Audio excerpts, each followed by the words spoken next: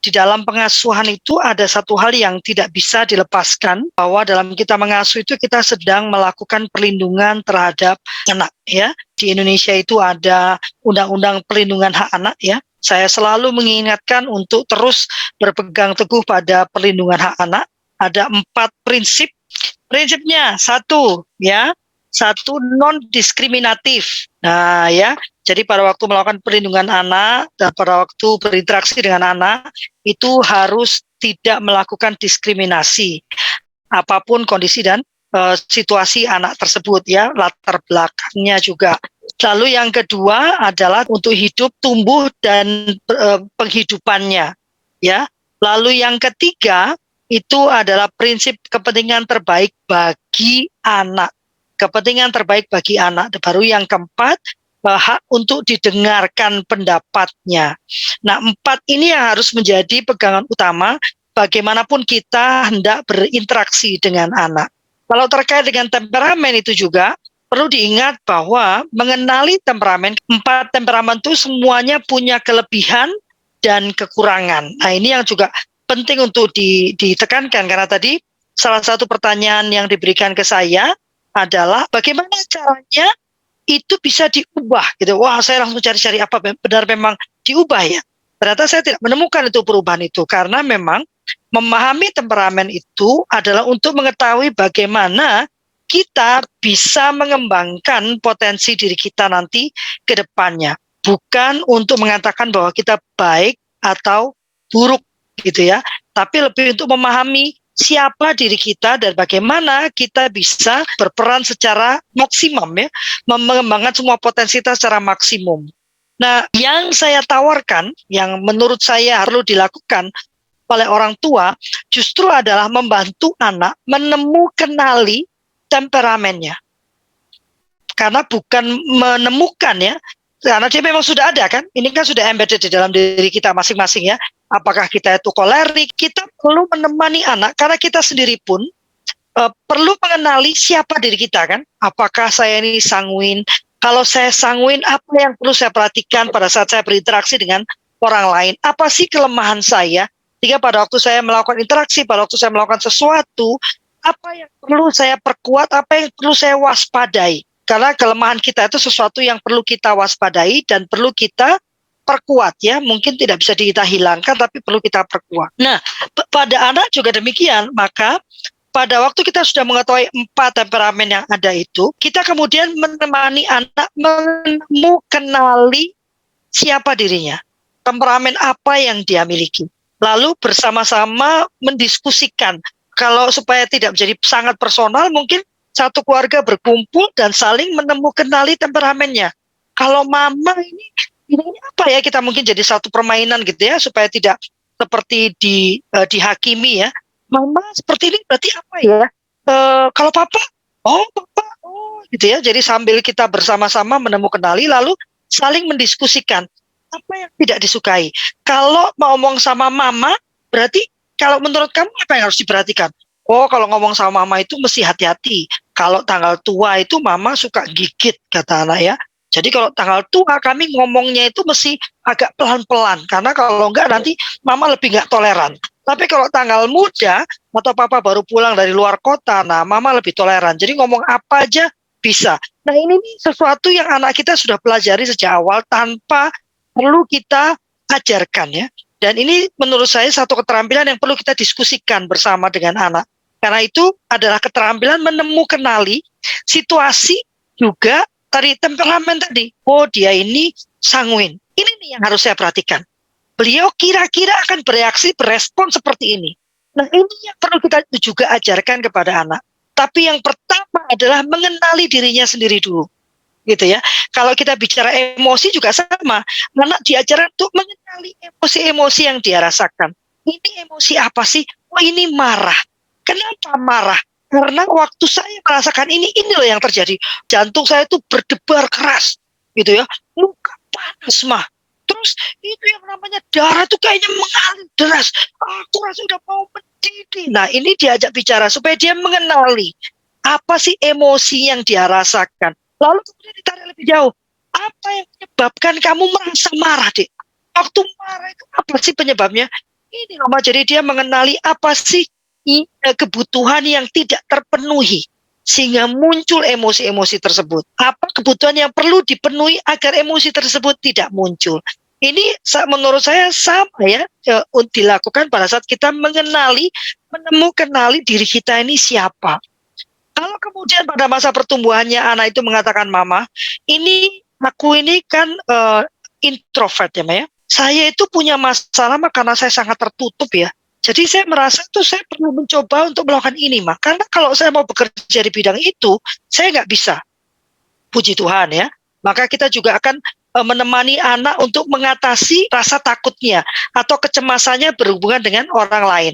Tetapi tidak juga kita mengatakan kamu itu ya, yang terbaik itu sanguin. Maka kita berusaha melatih anak supaya menjadi tidak demikian ya. Karena saya percaya yang perlu kita ketahui adalah siapa diri kita, bagaimana kekuatan dan kelemahan kita, dan lalu kita bertumbuh dari sana, tidak menjadi orang lain. Saya baru belajar, saya masuk kelas pemuritan ya.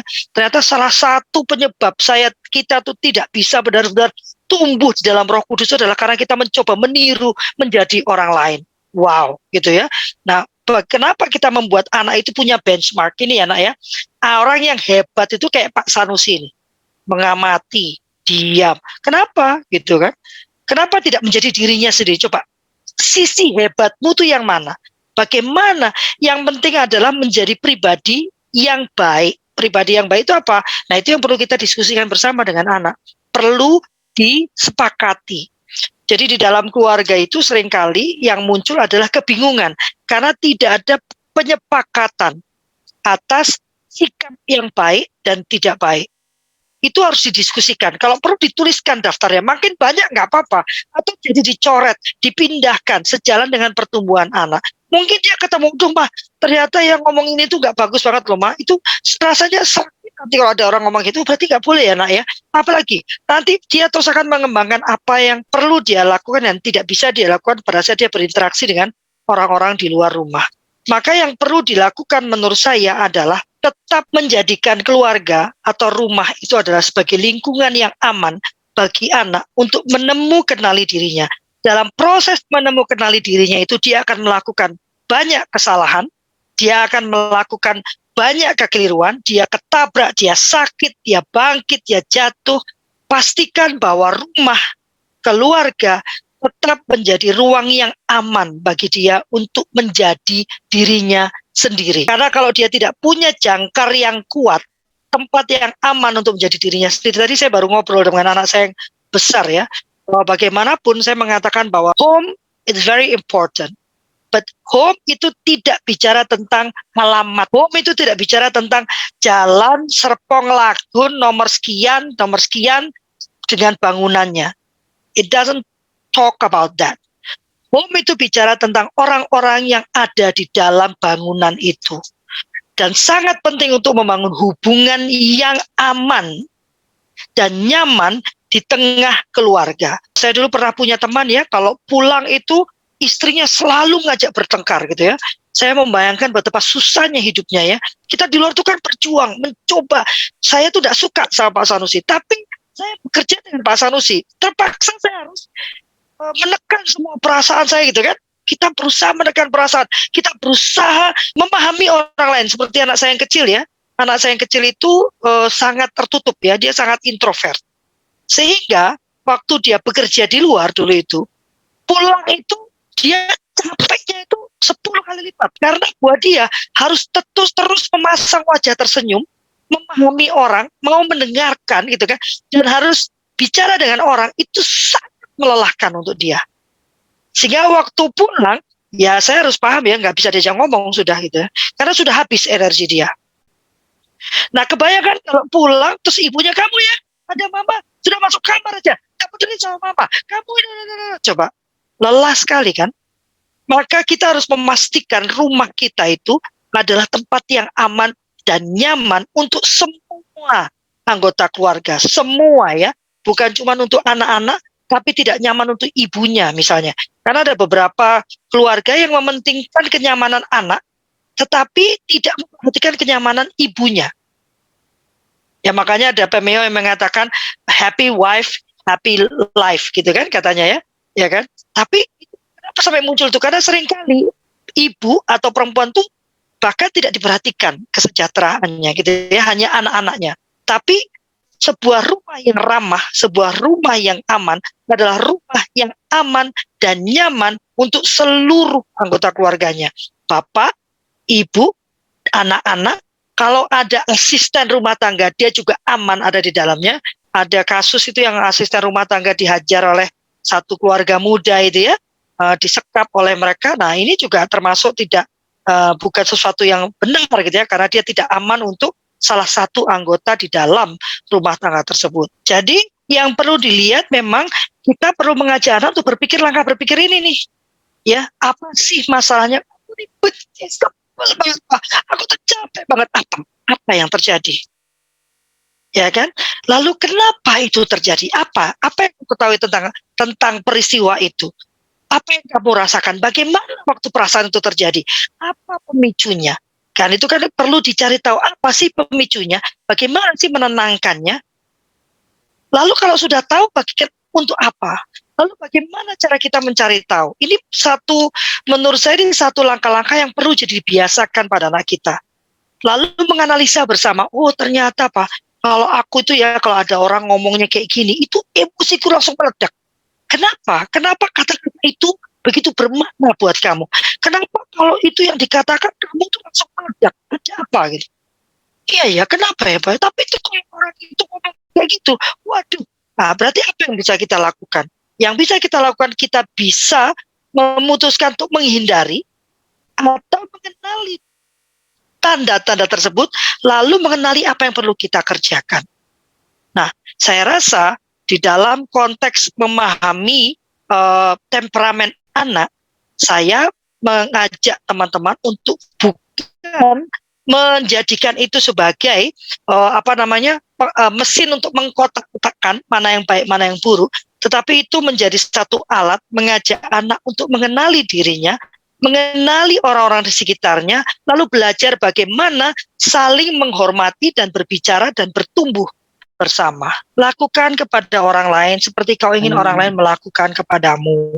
Jadi kalau ingin anak itu ngomongnya lembut, ya kita ngomongnya lembut dulu. Jangan, kamu ya, nyolot sama mama ya. Gitu ya, jangan, aduh. Kenapa ngomongnya nyolot gitu, telinganya sakit, mamanya udah capek, dengar kamu teriak-teriak, mama kan cuma kangen. Ya tapi iya, oke, gitu kan. Saya kalau udah anak saya sibuk sendiri, biasanya saya teriak-teriak, halo, ini ada janda kesepian, tolong ya ditemani gitu.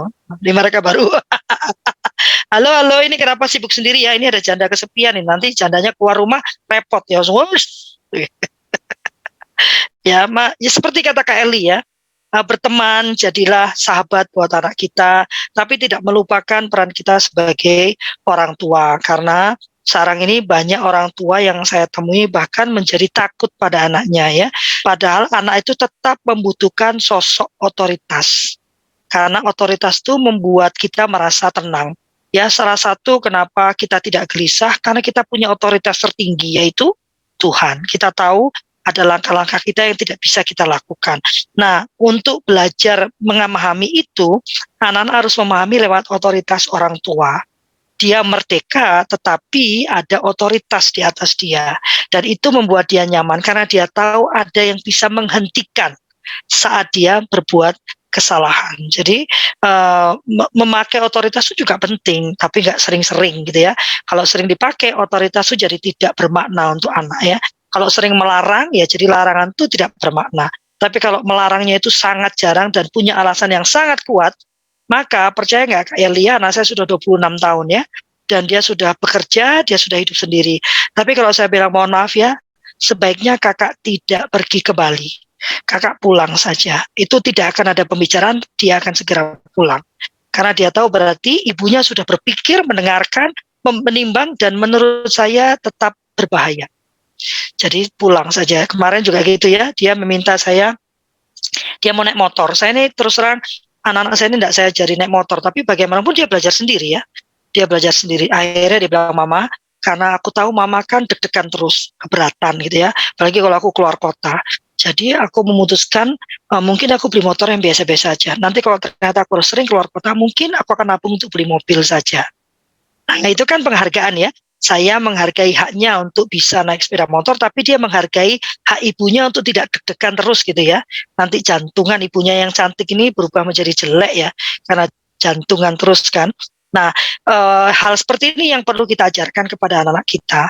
Penghargaan terhadap hak orang lain lewat belajar dari mana? Dari kita yang menghargai hak-hak mereka. Jadi jangan khawatir, wah anak kalau diajari hak nanti jadi kurang ajar Kak. Oh tidak. Orang-orang yang merasakan haknya dihargai, dia akan bisa menghargai hak orang lain. Jadi jangan cemas, jangan takut pada saat kita melakukan dengan tepat prinsip-prinsip perlindungan hak anak.